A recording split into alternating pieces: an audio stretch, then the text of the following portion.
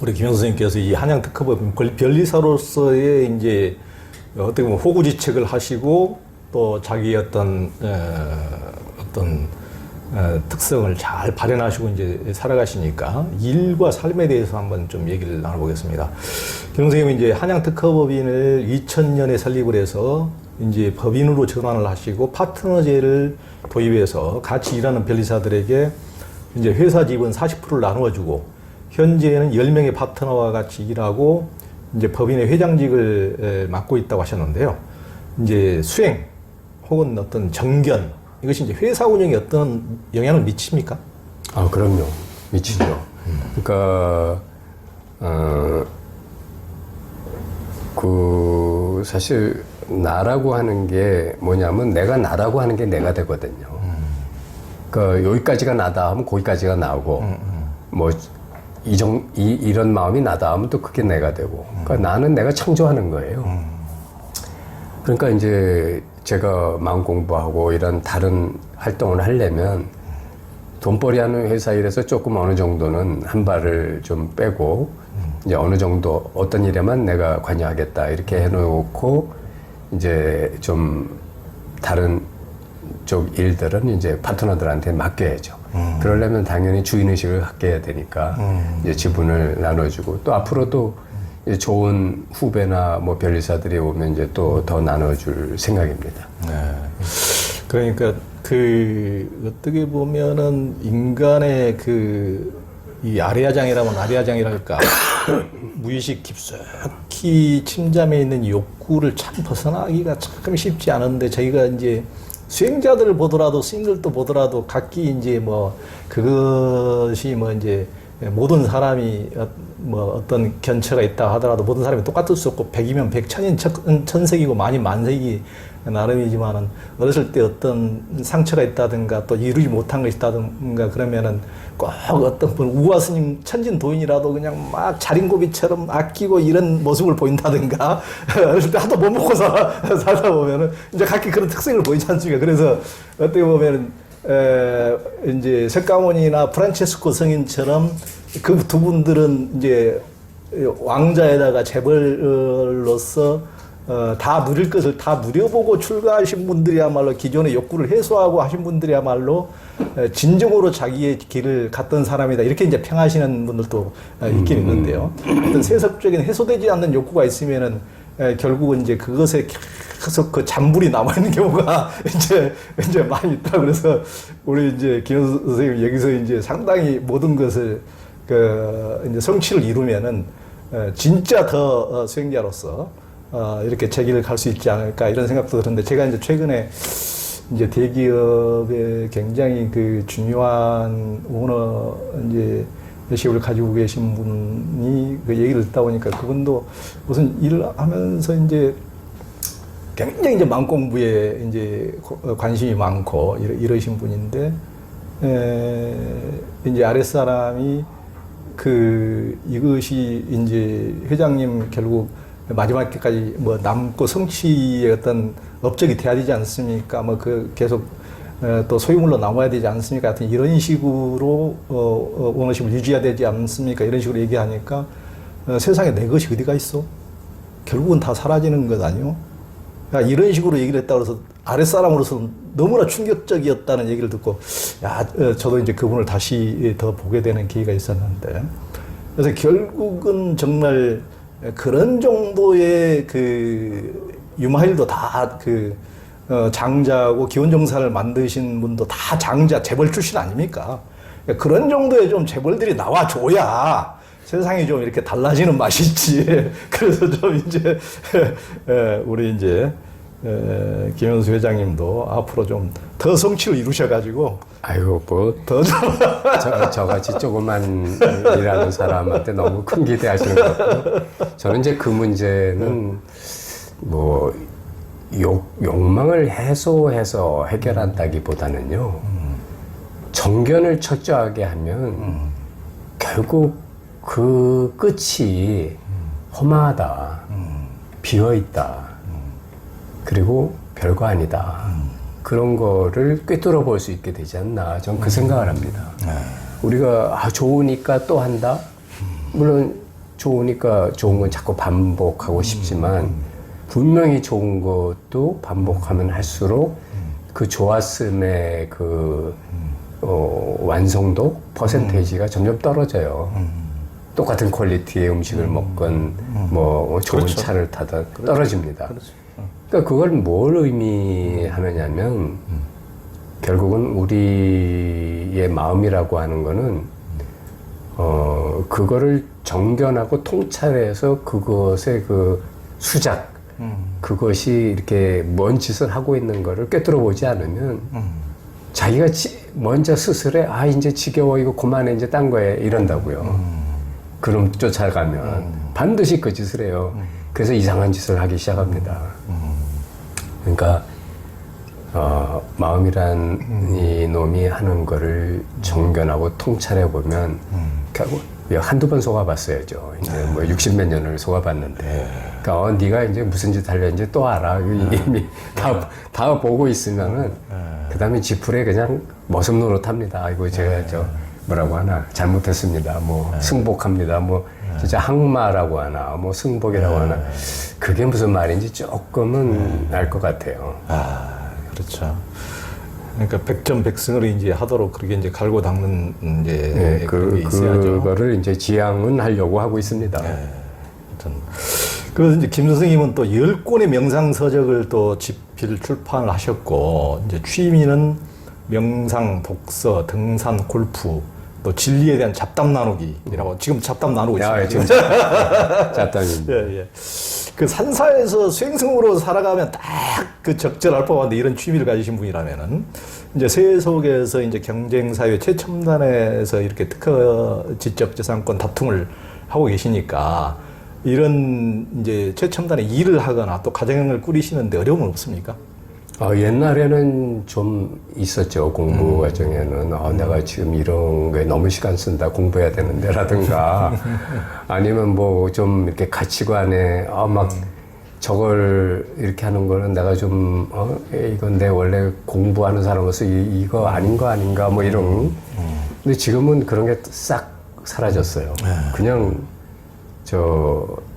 그 처처에 자기가 처한 곳에서 최선의 일을 다 할 뿐이지 그것뿐입니다. 그냥 그리고 돈 많이 벌어야 되겠다는 고객이 오면 그 사람하고 같이 돈 벌 공략하느라고 머리 짜내고. 네. 굉장히 중요한 일이죠. 네. 돈을 버신 분이 있어야 또 쓰는 사람들이 있고, 네, 그렇죠. 또 하는 거니까. 네. 이게 이제 우리가 시부도에서도 보면 이제 마지막에 입전수수라고 하지 않습니까? 네. 이제 돌을 닦았으면 이제 밑에 내려와서 같이 원 중생과 이제 하나가 돼서 실은 그 보살이라는 것이 화려한 빛을 내는 것이 아니고 빛을 감추고 중생들과 함께 이제 살아가는 사람을 진정한 이제 보살이라고 하는데, 이제 중생의 세계에서 내려오셨으니까 이제 또 가정에서고 일터에서고 더 이제 보살도를 잘 꾸려가시는 이제 모습을 이제 살아갈 수 있기를 바랍니다. 그리고 이제 또 앞으로 노인들을 위한 자발적이고 능동적인 공동체 이제 삶을 꿈꾸고 계시던데요. 이제 어떤 공동체를 말씀하시는 겁니까? 그러니까 이제 그 기존의 양로원은 이제 주도권을 양로원 운영자가 갖고 노인들을 이제 이렇게 뭐 월 얼마 내고 뭐 가입비 얼마 내고 뭐 이제 이렇게 하는 시스템인데, 이제 저희 어머니도 거기에 이제 돌아가실 때까지 한 7, 8년 계셨었어요. 그래서 이제 한국에서는 꽤 좋다는 뭐 그런 곳에 계셨었는데도 어머님이 찾아갈 때마다 집에 가고 싶다고 이렇게 하소연을 하셨어요. 근데 당신 몸도 거동을 잘 못 하시는데 이제 제가 집에서 처음엔 모셔봤었거든요. 근데 이제 저나 집사람이나 두 손 다 들었기 때문에 어쩔 수 없이 모셨는데, 어머니는 그래도 이제 이렇게 가족과 손주와 같이 있는 걸 원하셨는데 도저히 이제 우리가 뭐 모실 분위기가 상황이 아니니까 그래서 어쩔 수 없이 거기 모신 건데, 이제 그때 당시에는 참 뭐 어머님도 참 철도 없으시다 뭐 이제 지금 상황이 안 되시지 않나 뭐 이제 이런 답답한 마음도 좀 있었지만, 또 그분 마음이 되면 얼마나 또 거기서 외롭고 힘들고 뭐 그러셨으면 그랬겠어요. 그러니까 결국 그렇게 대한민국에서 제일 좋다는 그런 곳 중에 하나인 시스템을 이용해서 그 삼성이 하는 데였는데 그렇게 좋고 비싼 데에서 모셨는데도 거기서 외롭고 힘들고 뭐 이런 말씀을 간접적으로 표현하셨는데 왜 그랬을까 제가 생각해 보니까 결국은 거기서 일하는 사람들이나 뭐 이 시스템 전체가 돈벌이를 위한 거였지 이게 사람을 행복하고 정말 그 임종을 맞이하는 사람들을 정말 가장 만족할 만한 시스템으로 운영한 건 아니었다는 생각이 들어요. 그래서 그렇다면 돈벌이보다도 그런 쪽을 이렇게 좀 생각해보는 방법은 어떤 시스템이 있을까? 돈도 적게 들고 그러다 보니까 이제 그 여러 가지 외국의 공동체, 뭐 미국의 고생 공동체, 뭐 그런 또 일본에도 그런 공동체 몇 개 있거든요. 야마기시 공동체인가? 그렇죠. 예, 뭐 그런 데들을 찾아보게 되고 뭐 보니까 이제 요즘 생각하는 게 그래서 이게 60대만 되면 젊은 사람부터 이렇게 뭐 지방에 있는 폐교나 뭐 이제 큰 집 중에 뭐 이런 거를 이렇게 좀 예컨대 30가구, 20가구 이런 사람들끼리 처음끼리 자기들끼리 이렇게 취향이 맞는 사람끼리 모여서 갈 수도 있죠. 그래서 그렇게 되면 한 집당 뭐 한 1억만 내면 그런 폐교 같은 거 충분히 사가지고 리모델링 해서도 아주 훌륭한 그 공동 그 하우스가 나오고 거기에 그 집단 이렇게 어떤 레크레이션 시설도 나오고 또 뭐 정원도 만들 수 있고 충분히 하고도 이렇게 운영 자금이 나오거든요. 그러니까 이게 생각만 좀 바꾸면 그래서 60대 사람은 자기들이 70대, 80대를 케어해 주는 거예요.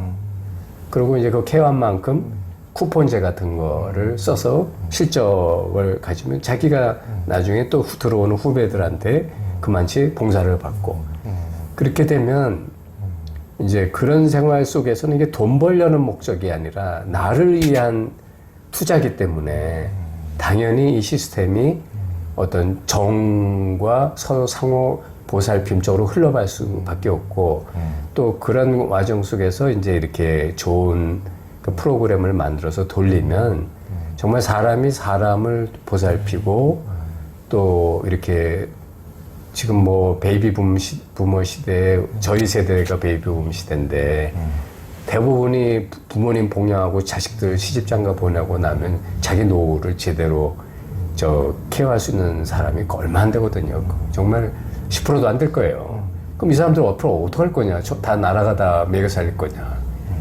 그러니까 이런 어떤 조금 생각해보고 시스템만 바꿔도 자발적으로 이런 것이 운영되고 자체적으로 돌아갈 수 있는 여러 가지 뭐 시스템들이 만들어질 수 있거든요. 그래서 저는 그런 이런 생활 공동체 서로 기여하고 서로 활동하고 보살피는 공동체 이런 데 관심이 많아요. 굉장히 중요하네요. 저도 이제 공동체에 대해서 늘 관심을 갖고 이제 우린 네, 이거 아주 유명하신 분이죠. 아니, 우린 다르게 살기로 했다는 책까지 이제 내고 했는데요.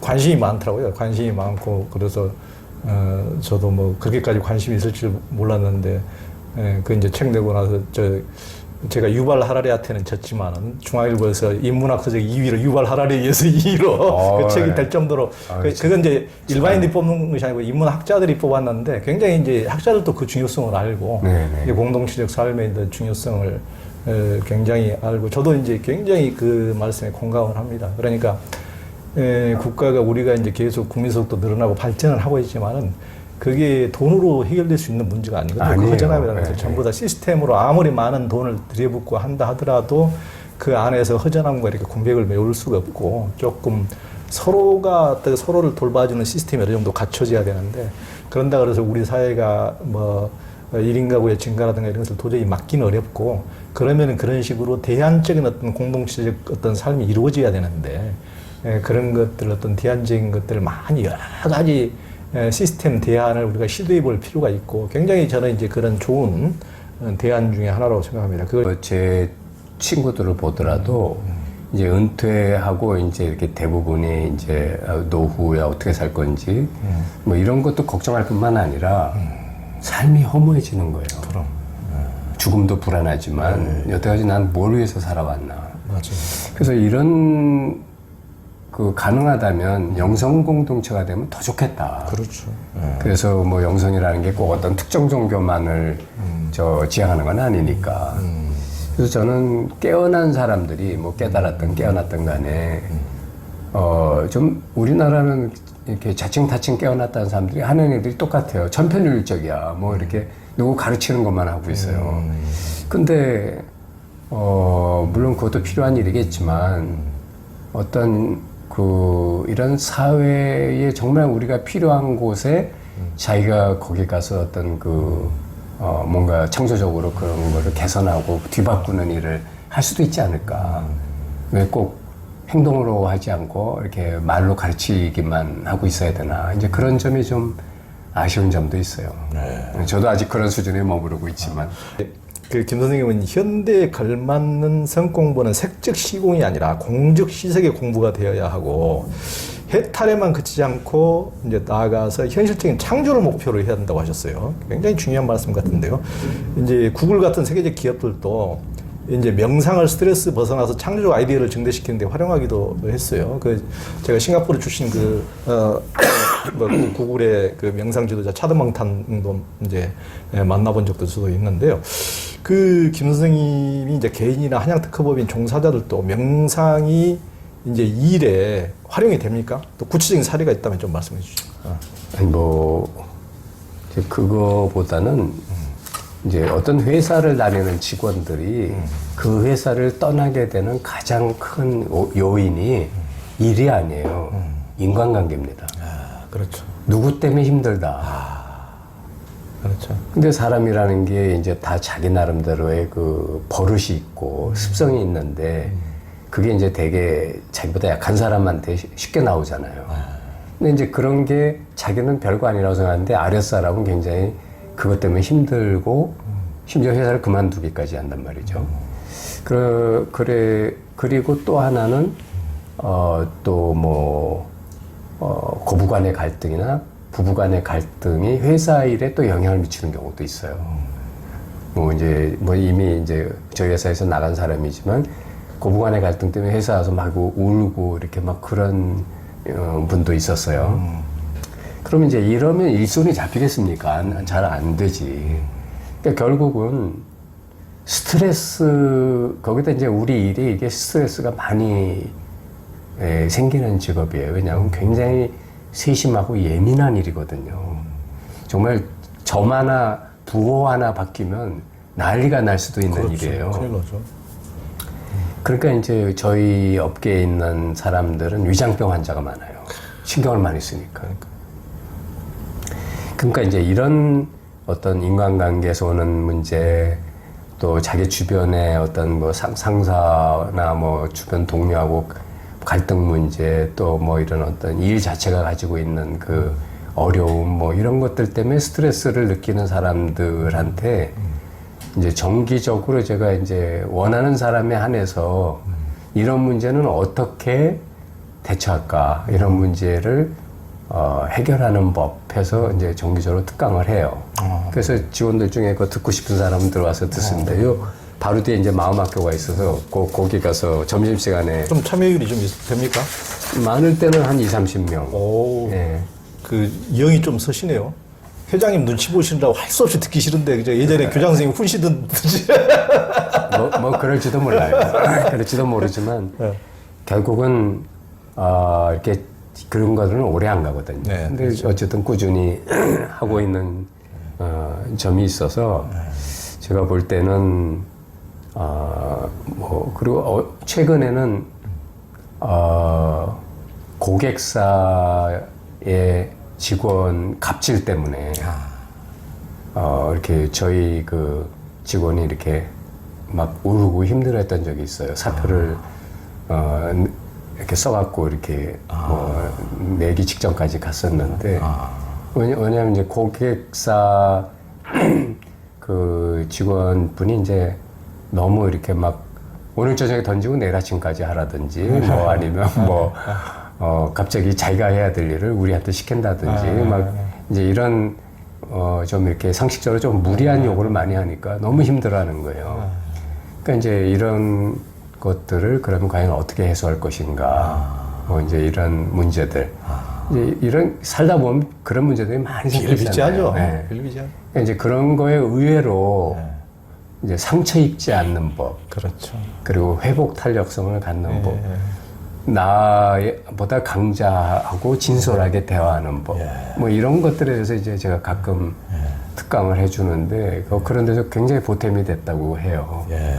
직장 생활 해보면 예전에 초년병 때고 이렇게 보면은 정말 아까 김 선생님께서 말씀하셨듯이 일이라는 것에 그 본질적인 것에 포커싱을 하기보다는 에너지를 대부분 다 비본질적인 관계 문제 맞아요. 때문에 다 탕진해 버리잖아요. 맞아요. 그 티베트 말 중에서 제가 제일 좋아하는 말이 초가래 유래라는 말이 있습니다. 그러니까 초가래 유래라는 말이 이제 뭐 어디도 안 나오는 말인데 제가 히말라야 늘 돌아다녀 보면 그분들이 그러더라고요. 초가래 유래, 초가래 유래, 초가래 유래가 뭐냐면 쓸데없는 거야, 쓸데없는 거야.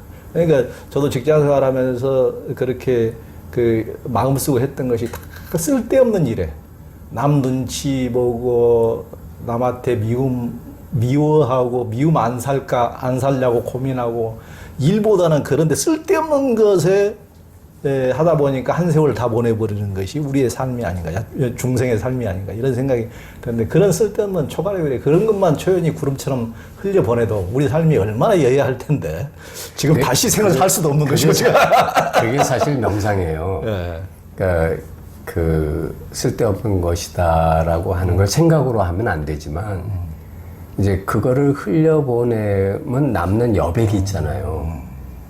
그 여백에 집중하면 할수록 삶이 풍요롭고 윤택하고 매 순간이 새로워지거든요.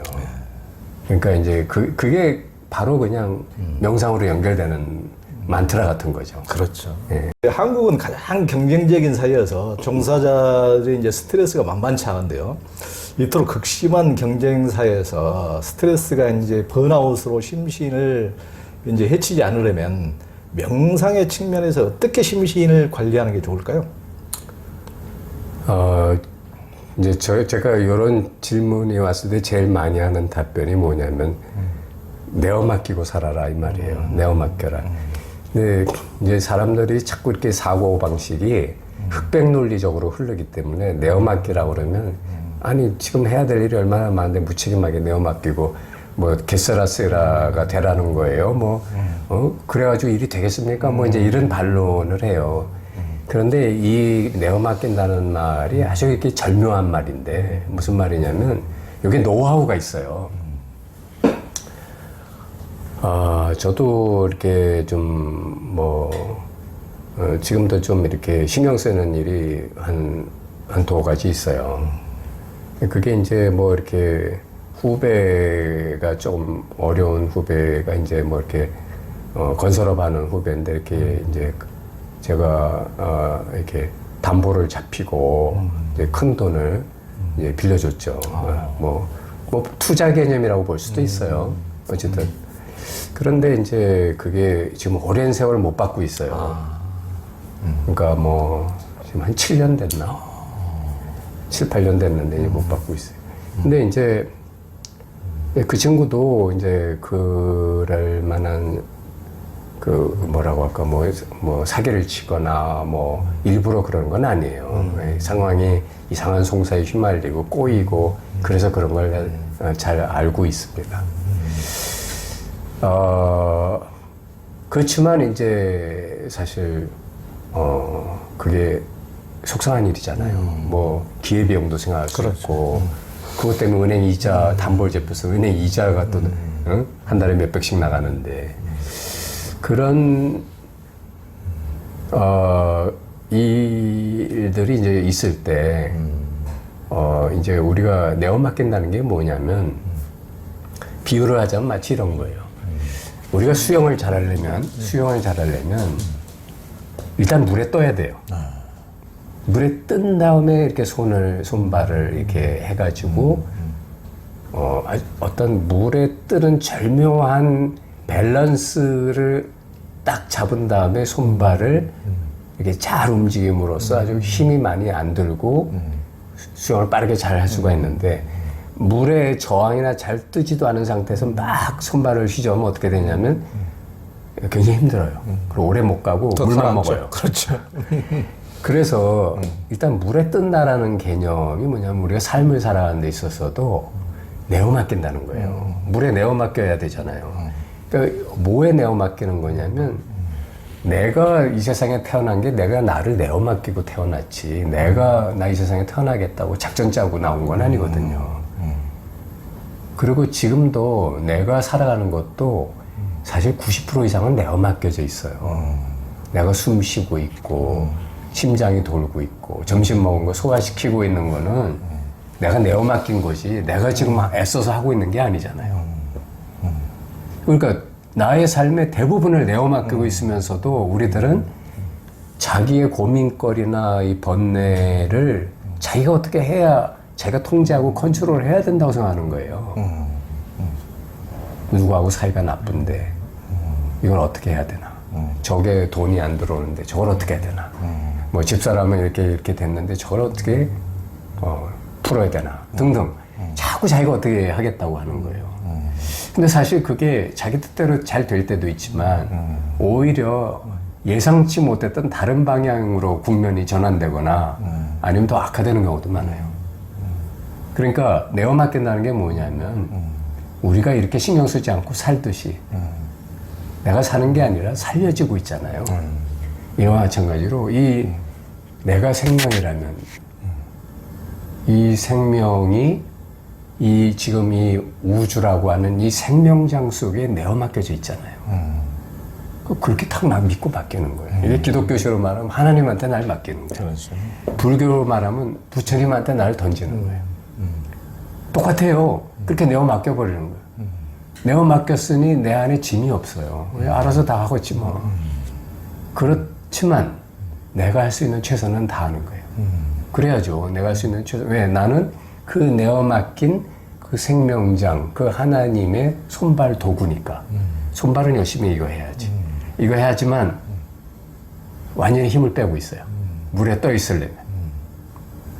요게 한번 몇 번 어려운 역경 속에서 실습을 해보면 뭔가 이렇게 탁, 아, 이게 내가 맡기는 거구나라는 감이 와요.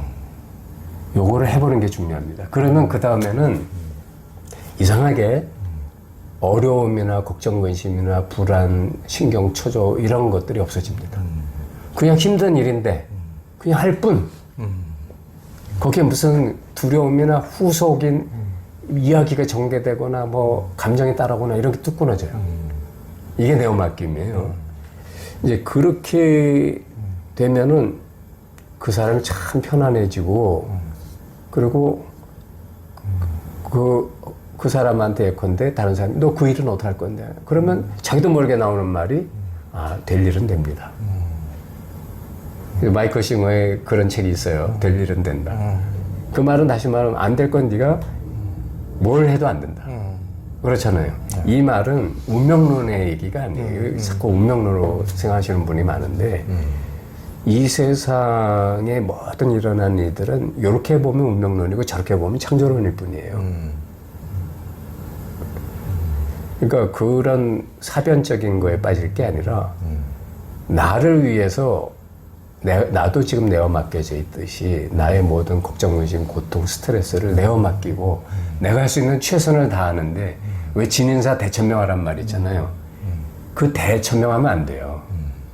그냥 진인사로 끝나는 거예요. 그럼 그 다음에 천명이 어떻게 해주는 거는 내 할 바 아니에요. 굳이 한다면 관천명? 그냥 구경이나 해라. 그러면 이상하게 내가 신경 쓰고 난리쳤던 것보다 더 잘 되더라고요. 그리고 더 좋은 점은 내가 편안해. 네. 그래서 저는 지금 주신 질문에 명상적 측면에서는 내어 맡겨라. 삶에 내어 맡겨라. 비틀즈가 말하는 이제 레릿비. 그렇죠. 레릿비고 이제 불교에서도 이제 의도라는 게 업인데 의도하는 것이 다 업이 되는 것인데.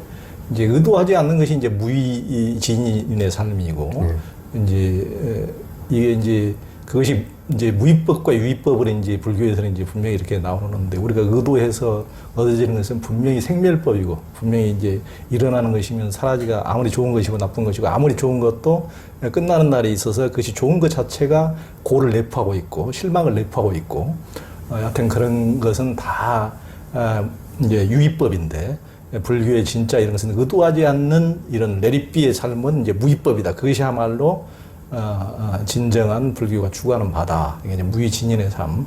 이게 무위진인의 삶을 이제 어떻게 보면 이제 말씀해 주시는 거죠. 그러니까 레드비 해야지 하면 레드비가 아니에요. 그런데 레드비 그것처럼 자기를 그 레드비에 던져버려야지. 레드비 해야지 하고 있으면 이게 레드비 해야 된다라는 안 레드비예요. 또 이제 김 선생님은 이제 젊은 시절엔 남자와 여자가 서로 끌리는 게 사랑인 줄 알았는데 그건 사랑이 아니라고 했어요. 그럼 어떤 게 사랑입니까? 사실 끌리는 게 이게 본능이잖아요. 예. 근데 이제 이 욕망의 수단이 되다 보면 그 뭐 결국은 사회적 합의, 필요에 의해서 만들어지는 사회적 계약이 되죠. 그걸 이제 누구야, 사르트르하고 보바르 부인이 이제 그래서 계약 결혼도 하고 뭐 그런 일이 이제 그 얘기인데 제가 볼 때는 사랑이라는 게 이제 지금 이 나이에 와서 보니까 상대를 적어도 나하고 동급이거나 나보다 더 귀하고 소중하게 보는 게 사랑이 아닐까 싶어요. 굉장히 그건 어느 정도 깨달아야 가능한. 그러니까 깨달은 자의 눈이 이제 굉장히 중요한 눈이 이제 하나가 평등성지 아닙니까? 이제 평등하게 이렇게 바라볼 수 있는 눈. 우리는 전부 다 이제 차별 세계에 나는 높고 니는 낮고 니는 속에는 다 이제 그렇게 깔고 있는 것이 세상 사람들의 마음이고 나는 존귀하고 나를 높여줘야 다 좋고 하는 것이 인간의 마음인데 이게 평등한 마음 또 존중할 줄 아는 마음 이것이 참 인간 세상을 정토 세상으로 만드는 굉장히 중요한 관점이죠. 그렇죠. 그러니까 예수님의 경지가 얼마나 대단하고 위대하냐면 범인도 중생도 자기 자식을 위해서는 죽을 수 있어요. 자기 아마 뭐 부인이라든가 저 가족을 위해서는 죽을 수 있을 거예요. 저도 그렇다고 생각해요. 자, 이제 여기서 좀 더 나와서 그럼 친구를 위해서 죽을 수 있어 하면은 이제 고를 거예요. 넌 전혀 남 모르는 사람에 위해서 죽을 수 있으면 내버죠. 그렇잖아요. 근데 예수님은 모든 존재를 위해서 죽을 수 있다. 이거는 정말 완전히 100% 도통이 아니면 쉽지 않은 얘기예요. 그죠? 그러니까 우리가 말로 도를 얘기하는 건 쉬운데 정말 자기의 온 존재가 그렇게 화해버렸느냐. 정말 완전히 그냥 합치가 됐느냐는 이건 또 별도 얘기 같아요.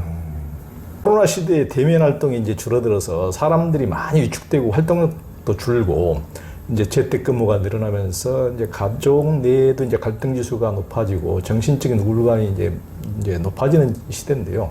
코로나 시대 이제 가정과 직장에서 어떻게 하는 게 좋을까요?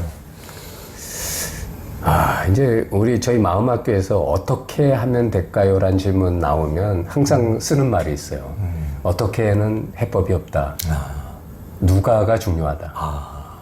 누가 무엇을 어떻게 중에 가장 뿌리가 되는 건 누가다. 왜냐하면 누가가 바뀌면 어떻게도 바뀐다. 그렇잖아요. 그래서 너를 바꿔라. 그러면 어떻게는 당연히 따라오게 된다. 이제 그런 얘기를 하는데 결국 나를 변화시키려면 제일 먼저 필요한 게 뭐냐면 나를 진단하고 정견해야 되잖아요. 그게 현대선이죠. 그러니까 내가 이런 일만 있으면 짜증나고 힘들다. 그럼 그런 일을 피하거나 그런 사람 때문에 직장을 옮기거나 또는 그런 일은 아예 안 하려고 들 게 아니라 나는 왜 이런 일이 일어나면 피하고 힘들고 스트레스를 받는가부터 봐야죠. 왜냐하면 그건 평생 나를 따라다닐 테니까.